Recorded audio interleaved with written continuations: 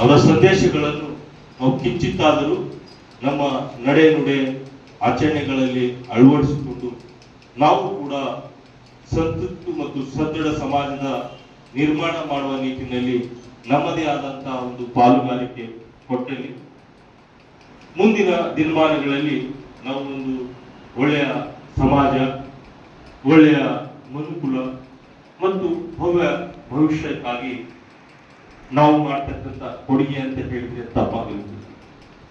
ಆ ನಿಟ್ಟಿನಲ್ಲಿ ನಮ್ಮೆಲ್ಲರನ್ನು ಶ್ರೀ ರೇಣುಕಾಚಾರ್ಯ ಗುರುಗಳು ಆಶೀರ್ವದಿಸಲಿ ಎಂದು ಆ ಭಗವಂತನಲ್ಲಿ ಮತ್ತೊಮ್ಮೆ ಪ್ರಾರ್ಥಿಸಿ ತಮ್ಮೆಲ್ಲರಿಗೂ ಕೊನೆಯಲ್ಲಿ ಅನಂತ ಮತ್ತೊಮ್ಮೆ ಶರಣಾರ್ಥಿಗಳು ಹೇಳಿ ನನ್ನ 4 ಮಾತುಗಳಿಗೆ ವಿರಾಮ ಹೇಳುತ್ತೇನೆ.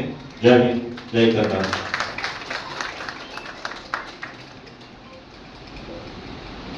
ಕಾಯಕ ನಿಷ್ಠೆಯಿಂದ ಮನಸ್ಸು ಸದೃಢವಾಗ್ತದೆ.